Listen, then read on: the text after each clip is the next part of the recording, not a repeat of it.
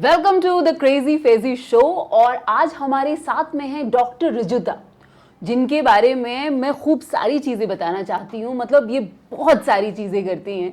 So she has broad experience of surgical training in breast cancer surgeries and endocrine organ surgeries. ये बहुत सारे breast cancer awareness programmes चलाती हैं और इनको दुनिया भर से बुलाया जाता है अपना काम दिखाने के लिए। और इन्होंने अपना काम काफ़ी जगह दिखाया है, जैसे कि यूएसए, ऑस्ट्रिया, वेना, और इनके इनविटेशंस आए ग्रीस से, ग्रीस एथेंस, और बेहद सारी जगहों पे।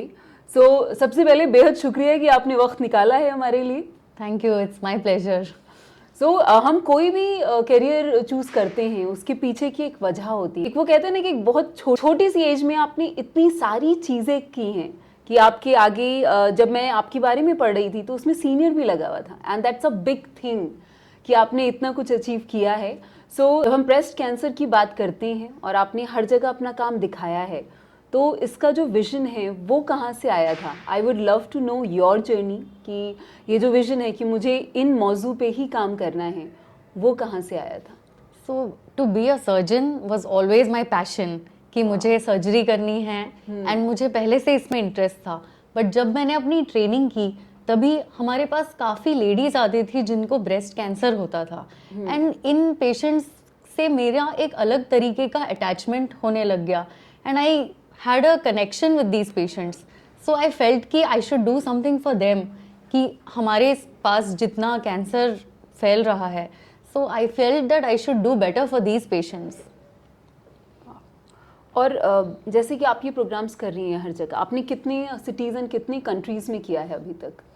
इंडिया में तो I'm working in Delhi at present, but I have presented my work in Vienna in Austria. I've presented in San Francisco and अभी एथेंस में भी प्रेजेंट किया है लास्ट मंथ। जैसे कि हम काफ़ी लोगों को देखते हैं कि एक अरसा लग जाता है उन्हें ये समझने में, ख़ास तौर से औरतों को, कि अपना ध्यान रखना है या फिर जो भी बॉडी में चल रहा है उसको जो है आपको थोड़ा थोड़ा ऑब्जर्व करना है कि कुछ ख़राब तो नहीं होता जा रहा। और जो लाइफस्टाइल रहता है अक्सर वो ऐसा हो जाता है कि बहुत टाइम बाद पता चलता है कि समथिंग इज़ रॉन्ग। तो सबसे पहले मैं जानना चाहूँगी आपके ज़ुबानी कि किन वजहों से जो है ब्रेस्ट कैंसर होता है? सो जैसे हम जानते हैं कि ब्रेस्ट कैंसर सबसे कॉमन कैंसर है हमारी कंट्री में specially.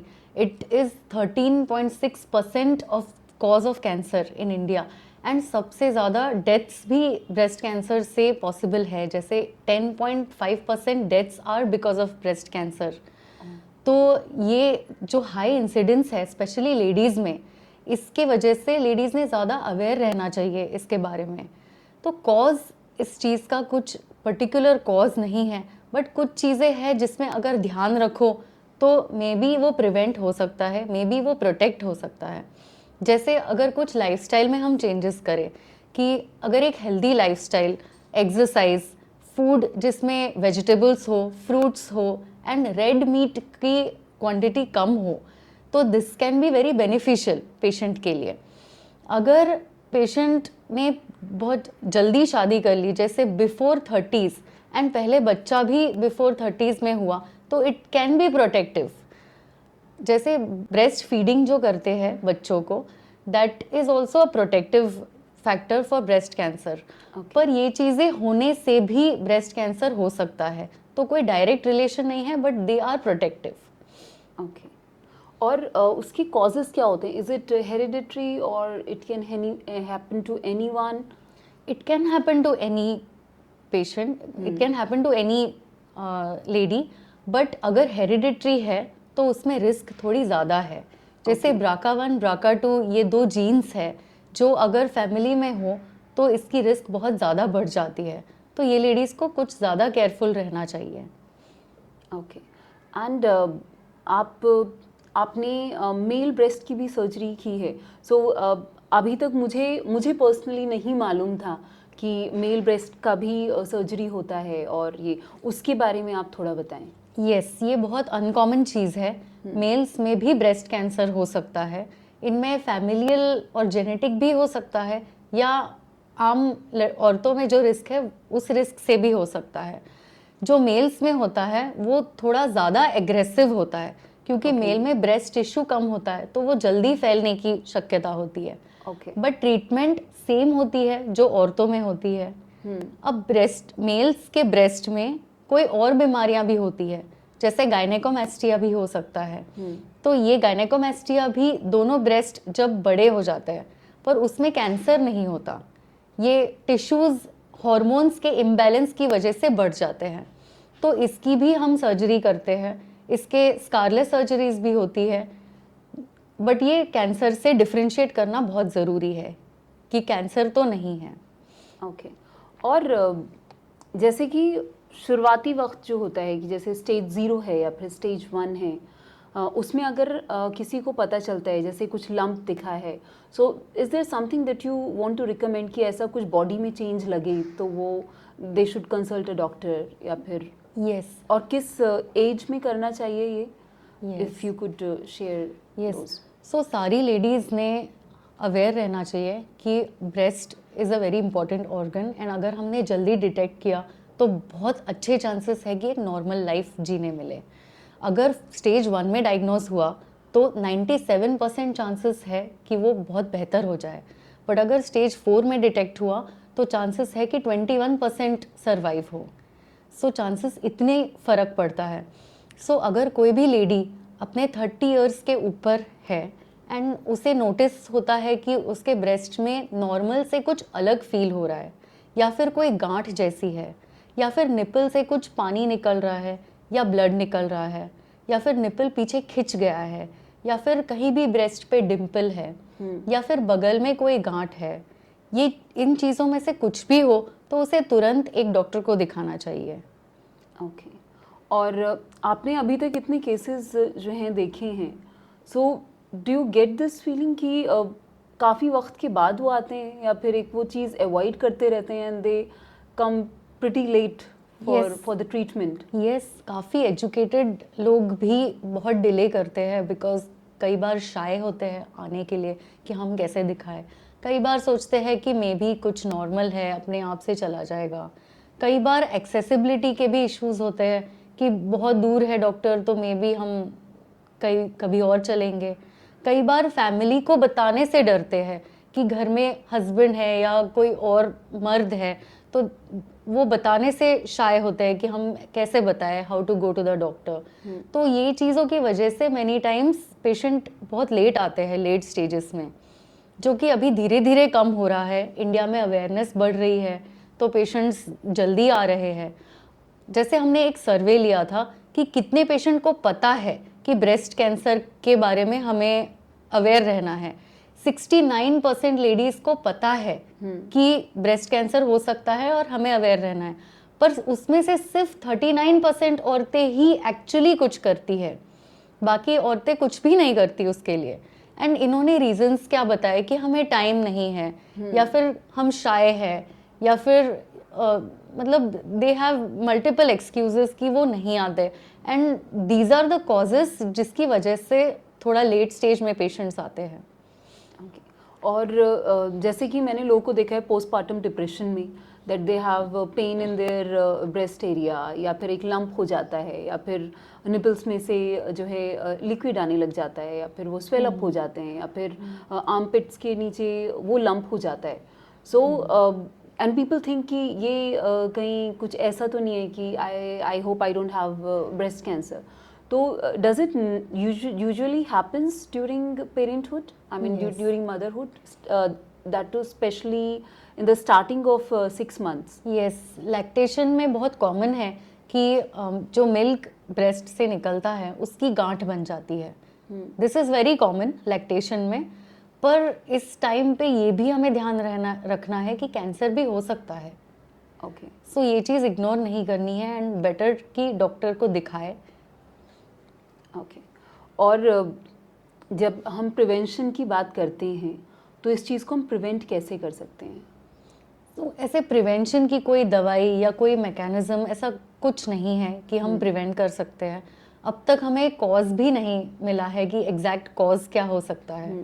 So there is no way that you can prevent, but early detection is the only way you can prevent okay, and we need to be aware about the facts. Yes. Okay. और कई बार जो है ना बहुत myths होते हैं breast cancer को लेके। सो आप किसी मिथ्स की बात करना चाहती हूँ कि लोगों के दिमाग में पता नहीं क्या क्या चीज़ होता है। जैसे मैंने पोस्टमार्टम की बात की कि उस दौरान अगर होता है तो उनको ऐसा शक सा होता है कि ये कैंसर तो नहीं हो गया है मुझे। So what are the myths about breast cancer?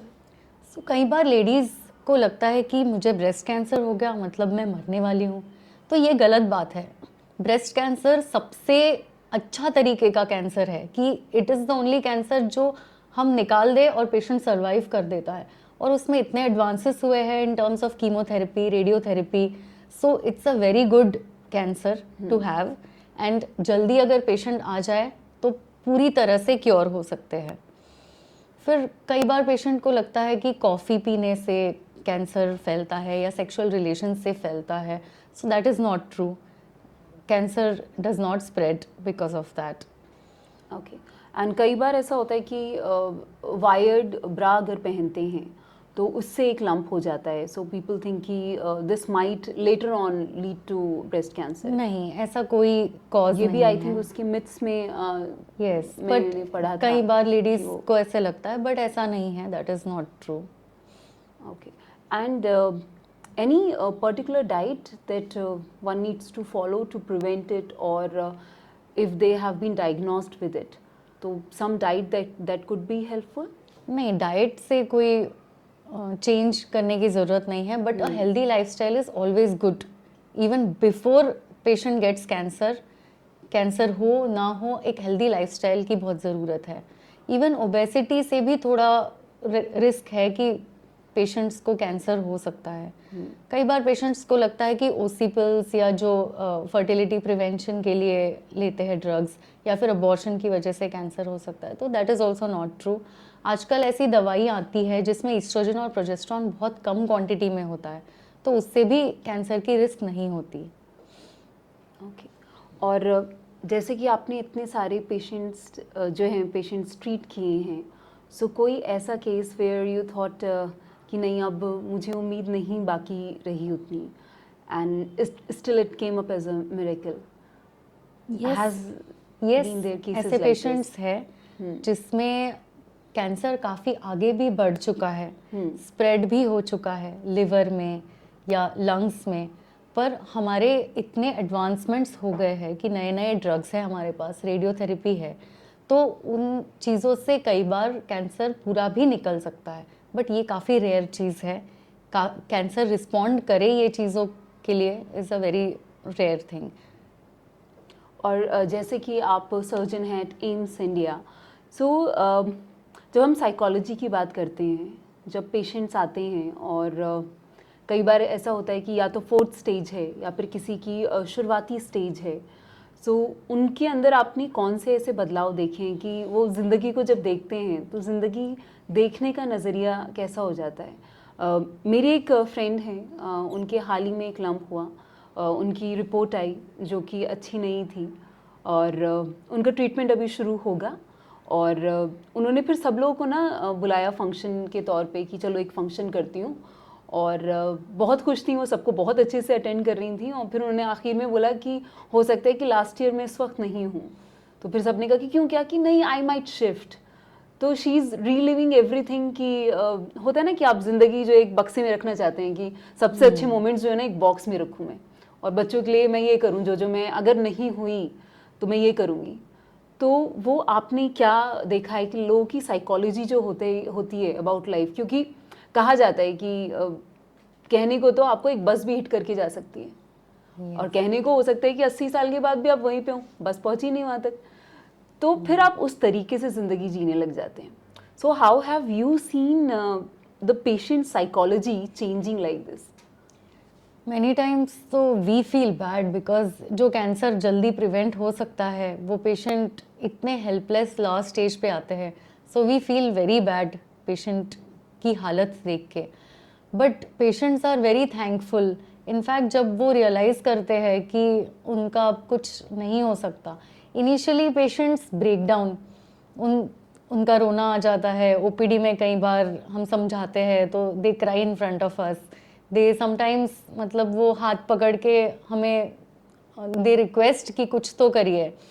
तो मैनी टाइम्स हम पेशेंट के लिए जितना हो सकता है उतना we give every possible treatment, and अगर नहीं हो पाया तो उनका पेन जितना कम कर सकते हैं उतना हम करते हैं। बट पेशेंट्स इतने सॉफ्ट हो जाते हैं, इतने केयरिंग हो जाते हैं with their people at home, about everybody in their lives. They want to travel, they want to do everything, but body कई बार इस स्टेज पे सपोर्ट भी नहीं कर पाती। So all they want is कि जो फैमिली में हमारे पास है उनके साथ रहे, उनके साथ टाइम स्पेंड करे, उनके साथ जितने भी लास्ट डेज है they will get to spend time with them. और जब हम लाइफ के बारे में बात करते हैं तो इट्स लाइक कि one day at A time. इंसान को वैसे भी नहीं पता है कि आप कल की सुबह देखने वाले भी हैं या नहीं। मैं आपके प्रोग्राम्स के बारे में पढ़ रही थी और आर्टिकल्स पढ़े मैंने। तो सबसे पहला जो आपका प्रोग्राम था वो कहाँ पर था?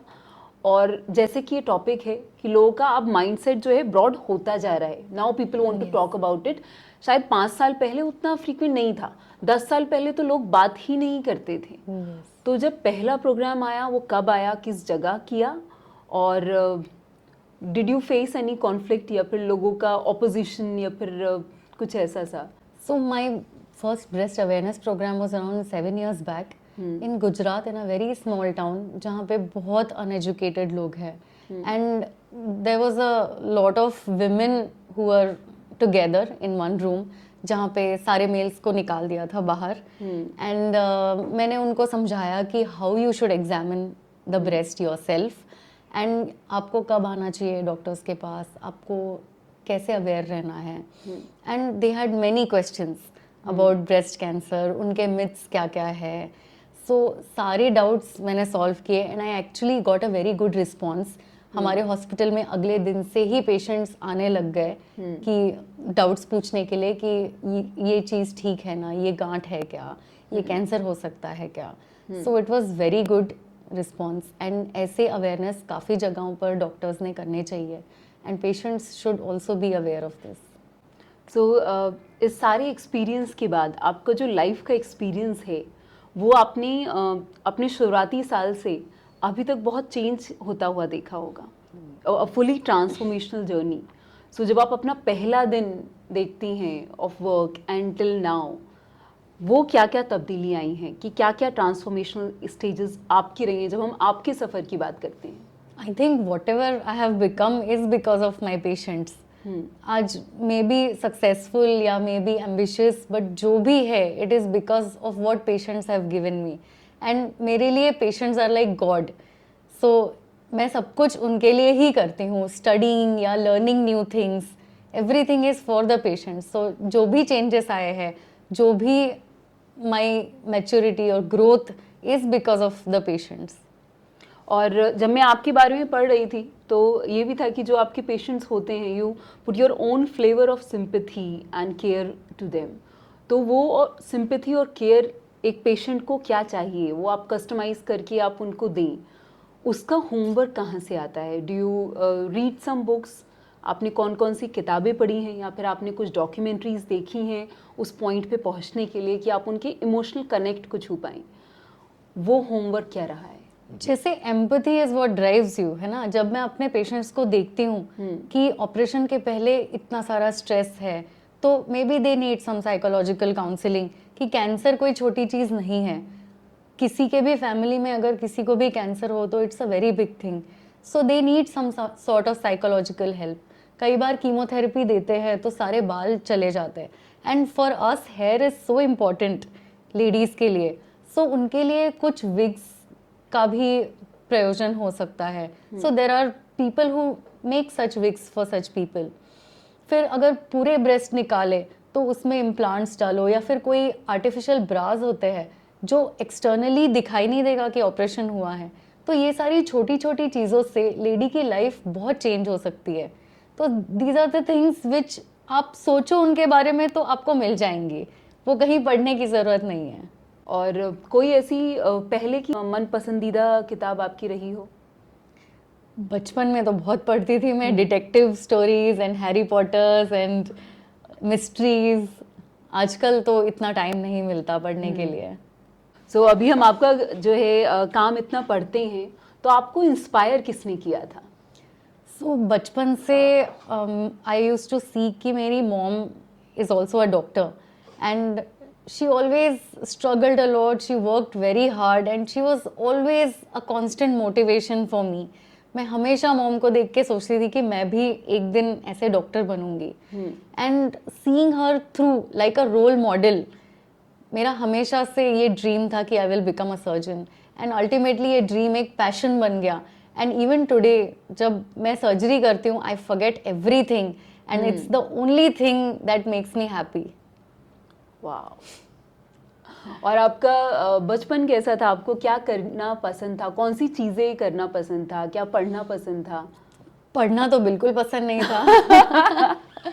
जैसे बचपन में स्कूल में I was a very mischievous girl, I used to play a lot, काफ़ी स्पोर्ट्स में इंटरेस्ट था एंड ऑलवेज बायोलॉजी में थोड़ा ज़्यादा इंटरेस्ट था। And as I took up MBBS मेरा इंटरेस्ट काफ़ी बढ़ गया and I started studying a lot because I loved all the subjects.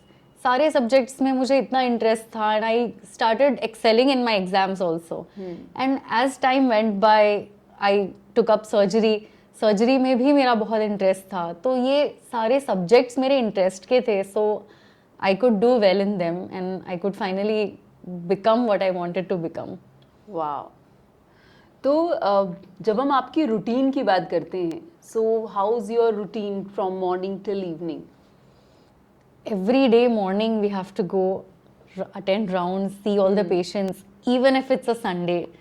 So कोई छुट्टी नहीं होती है सर्जन्स को। अगर आपने ऑपरेट किया है तो पोस्ट ऑपरेटिव पेशेंट कैसा कर रहा है, वेदर कोई कॉम्प्लिकेशंस है, वेदर खाना खा लिया है उन्होंने, सब कुछ ठीक है, ये देखने जाना होता है। पेशेंट्स के ऑपरेशन के पहले पेशेंट सही है या नहीं, ऑपरेशन ले सकते हैं या नहीं, ये देखना है। ऑपरेशन के डे पे पूरा दिन OT होता है टिल इवनिंग। ड्यूटी डेज पे तो 24 आवर्स ड्यूटी होती है। सो जहाँ भी थोड़ा थोड़ा टाइम मिलता है, कभी बाहर घूम लेते हैं, कभी पार्टी कर लेते हैं। नाइस। और आप किस शहर से हैं? I am actually from Mumbai. Mumbai. और मुंबई से यहाँ पे आप काम के सिलसिले में हैं? Yes. और कितना वक्त आपको हो गया है दिल्ली में? अब 3 साल हो गए। 3 साल। दिल्ली पसंद आई है आपको? यस। शहरों का शहर? Yes, I love Delhi. Nice. तो और जैसे किताबों के बारे में हमने बात की है और आपने रिसर्च पेपर भी लिखा है, so tell us something about your research paper. So मैंने स्टडीज़ की है ब्रेस्ट कैंसर में, पैराथायरॉयड में। पैराथायरॉयड का भी मेरा स्टडी है जिसमें we have studied many patients जिनको एडिनोमा होता है एंड उसमें अलग तरीके के नए तरीके के स्कैन्स जो डेवलप हुए हैं। सो ये स्कैन्स को कंपेयर करने का एक स्टडी है। एंड ब्रेस्ट कैंसर में भी एक न्यू एडजुवेंट कीमोथेरेपी से रिलेटेड एक काफ़ी बड़ा स्टडी है जो पब्लिश हो चुके हैं।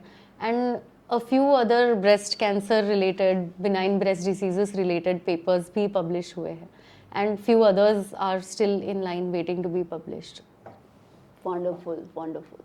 सो बहुत शुक्रिया आपके वक्त के लिए and congratulations for your brilliant work, क्योंकि आप ग्लोबल सर्जन्स में माना जाता है आपका काम। So all the very best. और आखिर में मैं चाहूँगी अगर आप ऑडियंस को कुछ मैसेज देना चाहती हैं regarding your work and all over awareness, so all yours. So all I want to say is कि सारी ladies are very important part of this world and the most ignored part I feel कि कोई इतना ध्यान नहीं देता लड़कियों पे एंड लड़कियां खुद अपना ध्यान नहीं देती, वो फैमिली का ज़्यादा ध्यान देती है। सो आई अर्ज ऑल द लेडीज़ कि आप अपना ध्यान रखिए, आप सेल्फ ब्रेस्ट एग्जामिनेशन करिए और जल्दी से जल्दी आपका कोई भी प्रॉब्लम हो तो उसके लिए डॉक्टर के पास आइए and we are here for you. Thank you so much, Dr. Rujita, and all the very best. Thank you. Bye.